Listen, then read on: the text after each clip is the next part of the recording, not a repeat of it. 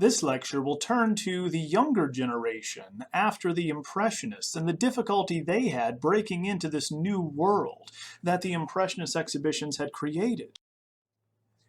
By 1886, the last Impressionist exhibition, we find that they have outlived their usefulness. By 1884, 2 years earlier, the Society of Independent Artists organized the first non-juried salon in the Salon des Indépendants. Now it is a venue to show all art, and so we have a new strategy for exhibition.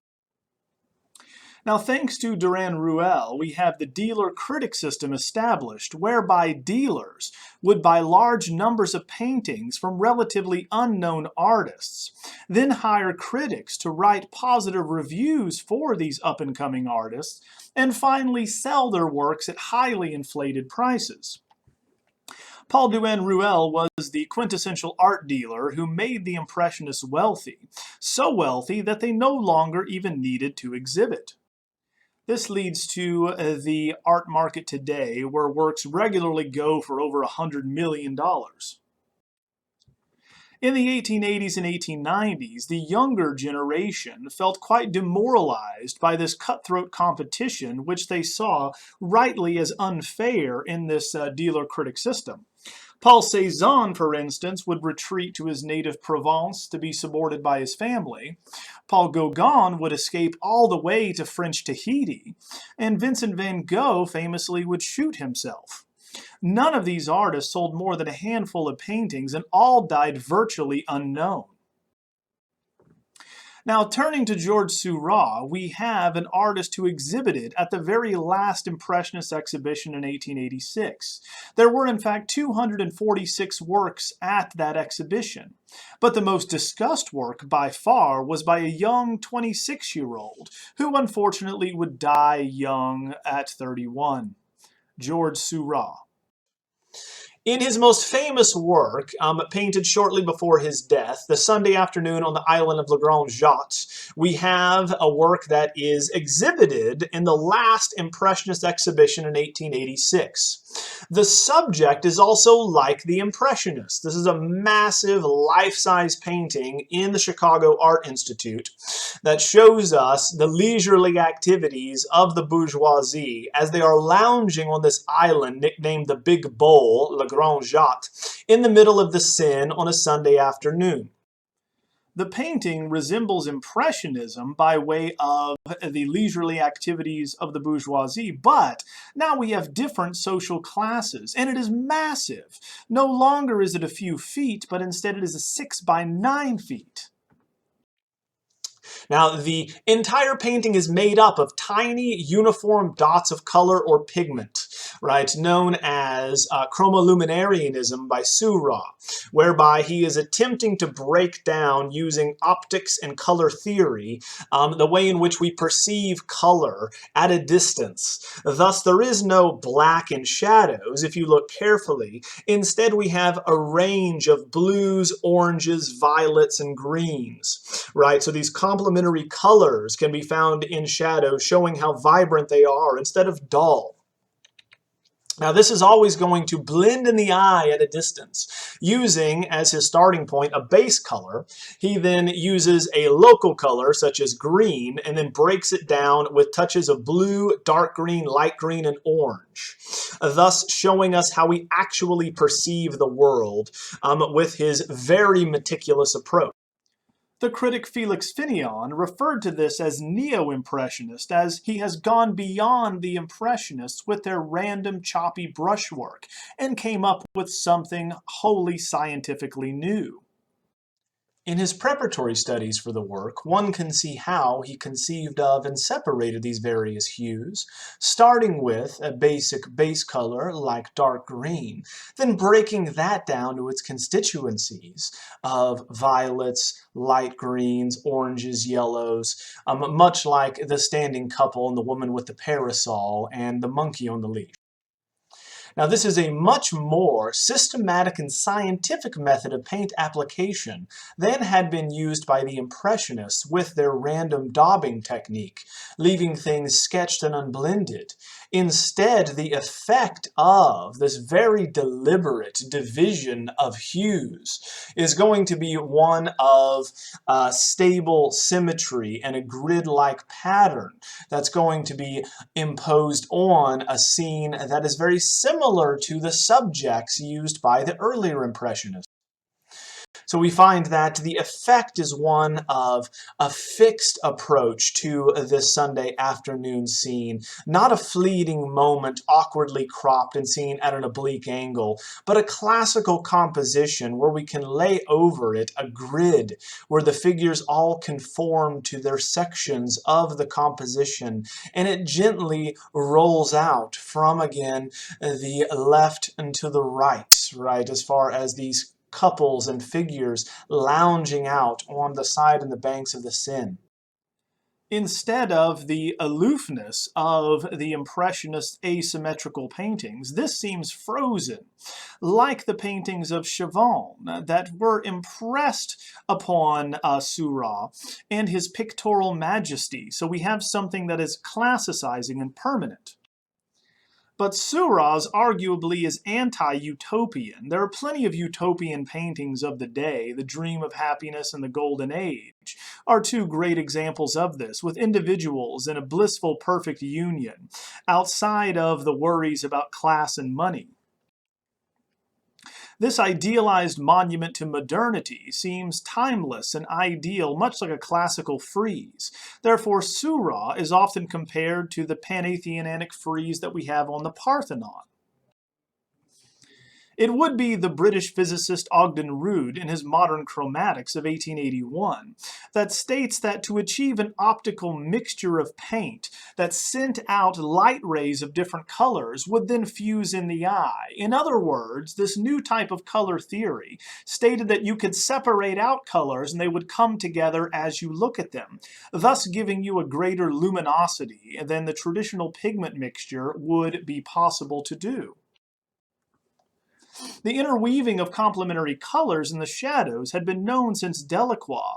There was a renewed interest, in fact, in Delacroix from the 1870s to the 1880s. Thus, the Impressionists and those that followed him were very interested in the color theory that supported his work.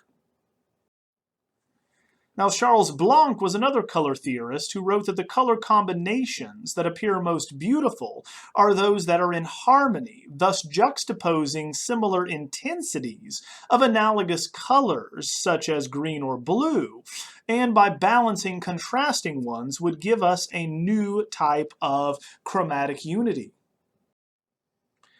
The color theory can be seen at work in his La Chahut of 1889-90, where we have dancers on a stage performing the variation on the can-can that we'd be familiar with from the Old West, the Chahut, danced by both men and women. Now, this was seen as an obscene display of legs and petticoats because you could see women's undergarments at the time. This would be attended by seedy bourgeois men and prostitutes hoping to snare lustful clients. Here's an example that we would often see now in Old West shows, but the preferred dancers from Wild West venues. Now here we see the same type of subject matter that would be common in Impressionist exhibitions, such as Degas' Café Concert, which were very popular during the time. Now the composition is similar in that it is off-axis, but there are strict rules of geometry, symmetry, and repetition at work here that make Seurat's wholly different.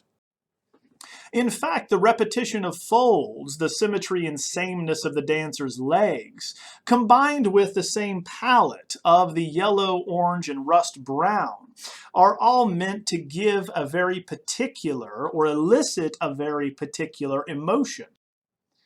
Now this comes from Charles Henry, who in 1886 became acquainted with Seurat. He was a university librarian, and he was interested, like Chevreul, in the psychological effects of color. Now, the development of a systematic theory of psychological impact of lines and color is what he's known for, coming up with two different types that go together. One, dynamogenous, the other inhibitory. So dynamogenous color schemes and compositions, he would say, were composed of upward moving diagonals combined with warm colors, leading to a pleasurable effect. Whereas inhibitory designs were downward moving diagonals and cool colors, thus leading to discomfort, lethargy, and numbness. Here we can see the dynamogenous color scheme with the upward diagonals and warm colors in the performance of a modern ritual, like the Parthenon frieze and also ancient Egyptian funerary art that was meant to lift participants and viewers above the everyday to showcase something that would be permanent. Thus, the rituals of the everyday are going to be classicized and are made a routine. Now, Paul Signac was a follower of Seurat and, like Camille Pissaro, exhibited 11 paintings at the last Impressionist exhibition in 1886. He was also the most outspoken Neo-Impressionist and became a spokesperson and propagandist for the movement. He wrote a book and persuaded many to join him.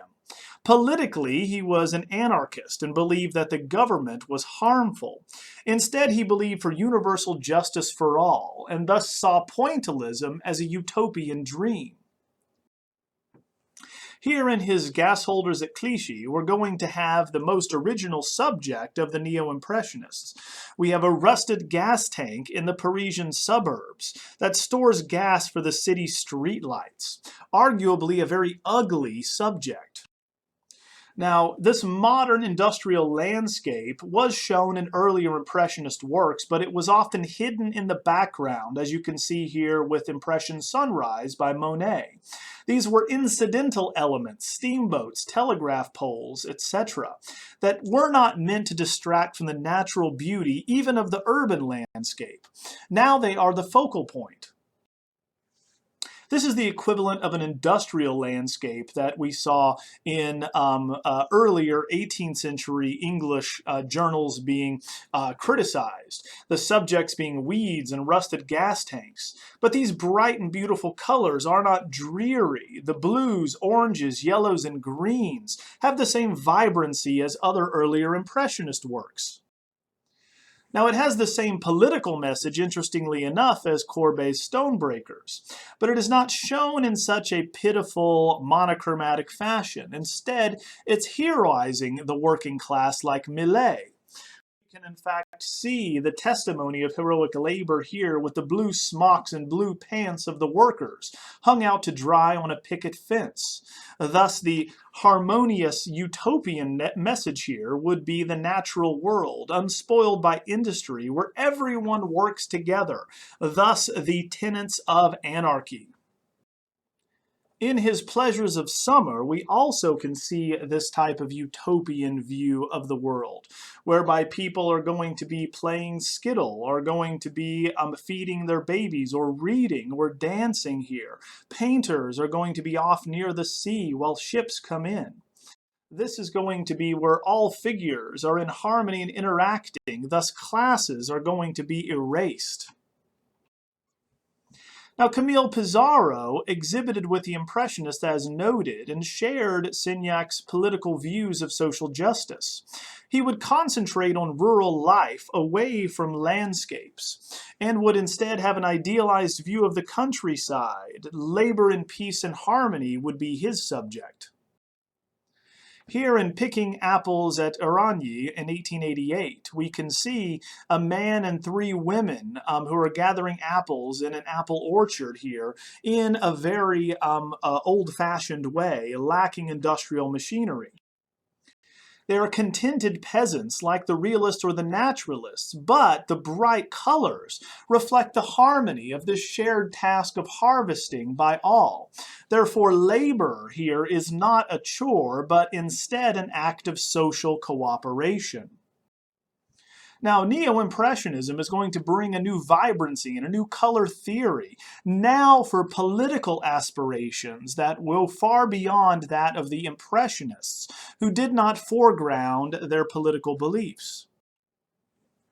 Now, the innovative works of Seurat and Signac and Pissaro are symptomatic, as we would say, of a crisis in Impressionism.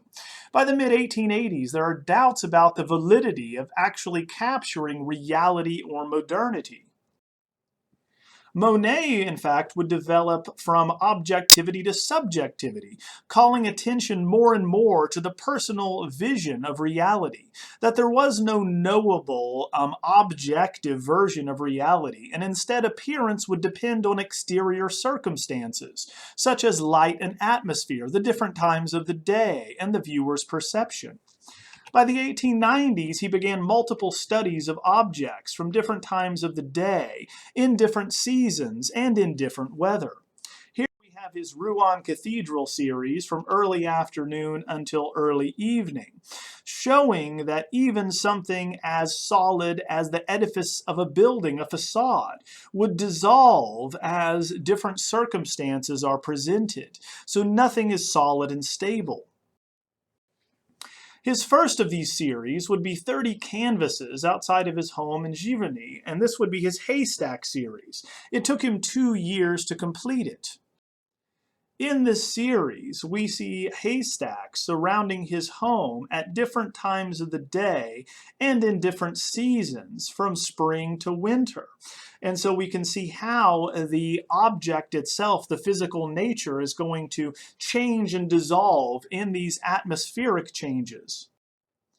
The signifier here of rural prosperity, or hay, is selected for its simple forms, which are suitable to show differences in sunlight, mist, rain, snow, different times of day, such as dawn and dusk.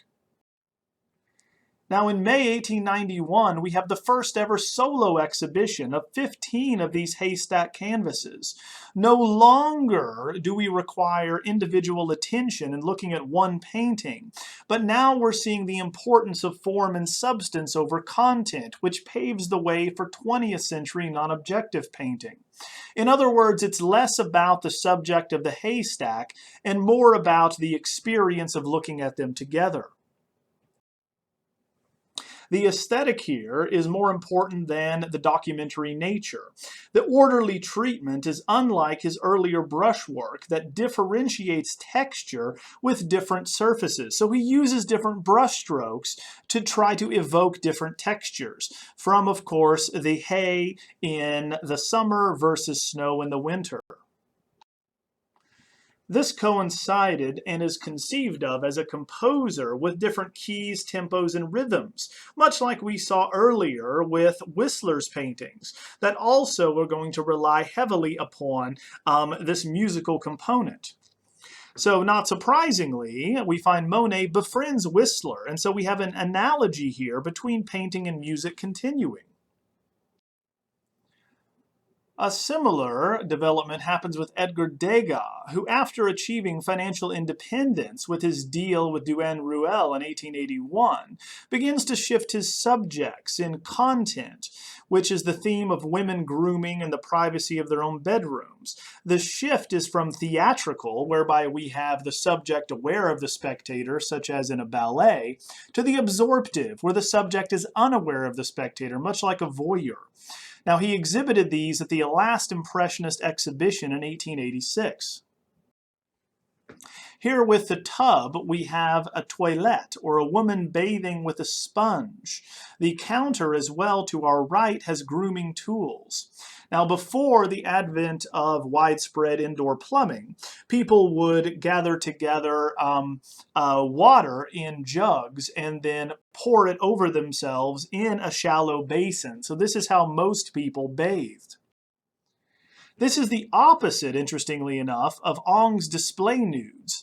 Baudelaire, for instance, if you remember, is going to argue that naked women should not be shown as a Venus, but instead in the bed, bath, or theater, thus as they would be seen in reality. Now, the absorptive quality can be seen here in the oblique angle and awkward cropping, to where she is not centralized here. We're looking down upon the figure who is unaware that we are present, and the subject is also going to be given equal importance as her grooming implements off to the side. Therefore, this is going to be the opposite of the theatrical presentation in the ballet rehearsal. At this time, Degas is also experimenting with sculpture. He made hundreds of wax models for his own enjoyment. Some of the most famous would be of a subject he had long painted, the ballet. Here we have his little dancer of 14 years old of 1881. Now, this is the only one of the sculptures that was exhibited. So the wax statue of the ballerina with a gauze tutu, a wig of real hair, and a tied ribbon. So once again, it is known through the 28 bronze casts that are around the world in museums. The subject here is intended as a spirited teenager, proud of her body and eager to show off her dance steps, as the subjects are going to be showcased in many of his other paintings, which relate to entertainment of the bourgeoisie. However, this was not how it was generally accepted. He made many studies in different poses of ballerinas in preparation for his sculpture. It would be, in fact, criticized for its dreadful ugliness. And in order to understand why, we need to look at science at the time. In fact, she was seen as a specimen of human degeneration, or de-evolution, as Darwin would frame it. Now, Darwin talked about evolution and the survival of the fittest species that would adapt to their environment. So the belief was that in the lowest urban classes, we see a de-evolution where human beings regress to primates. This is where dancers and actresses were recruited. Now, the lowest urban class had the highest percentage of criminals and prostitutes. Therefore, girls like this were destined for a life of depravity. And so their physiognomy would be seen as indicative or symptomatic of this de-evolution. The work would be applauded for its exact science of phrenology, that being looking at the bumps on the head and the characteristics of the skull in order to ascertain psychological disposition. So here, capturing the facial characteristics of this degenerate with a low forehead seemed to return to the evolutionary status that's closer to apes, and was seen as a terrifying reality of what could happen to human beings. Now, this is related to ethnographic studies that was interested in different facial types and was really interested in understanding why there were differences in cultures. Turning now to another famous Impressionist, Renoir would also attain financial independence. He would then use that independence to travel to Italy to see the Raphaels, as he wrote. This confirmed his doubts about the validity of his art, stating that he had reached the end of Impressionism. Now he retraced his academic training with Glier and began studying the work of Ingres. It should be remembered that Ingres at the time was seen as the greatest of the academic artists, and this would be Renoir's Ingresque period that emphasized streamlined contours and smoothly painted surfaces. Here in his Bathers of 1887, we see him moving in a new direction, showing not one but multiple types of beauty. This, of course, 4 by 6 feet, we have nearly life-size Bathers here. Now here we can see the anxiety of influence, or the creative impotence that many artists feel trying to live up to older masters, to emulate them and compete with them. So the style and the subject matter taken from Ingres here are very clear, that being clear contours and female nudes. But we find that he's going to present them in a very different way, trying to show or to improve upon Ingres' anatomical inaccuracies. This is a modern or improved nude that lacks the anatomical distortions that Ingres had carried out in his Grand Odalisque. Instead, it is anchored in nature, rejecting this false perfection seen in academic art. Instead, we have an infinite variety embraced here, not the subject, as we see here, of nature, and that being variety is not subject to the rules of symmetry and geometry. Therefore, we have a variety of bodily proportions, complexions, hairstyles, and they are all individualized. So we can see that there's not one type of beauty, but many. Like Ong, we have this timelessness shown here in permanence. It is no longer the fleeting moment of his earlier phases where people are left somewhat sketchy and blurry, but now they are defined and solid. The interest in permanence and timelessness links Renoir with so many other neo and post-impressionists, such as Seurat and others. Next class, we'll look at two other dejected artists who had little critical success with Cezanne and Van Gogh.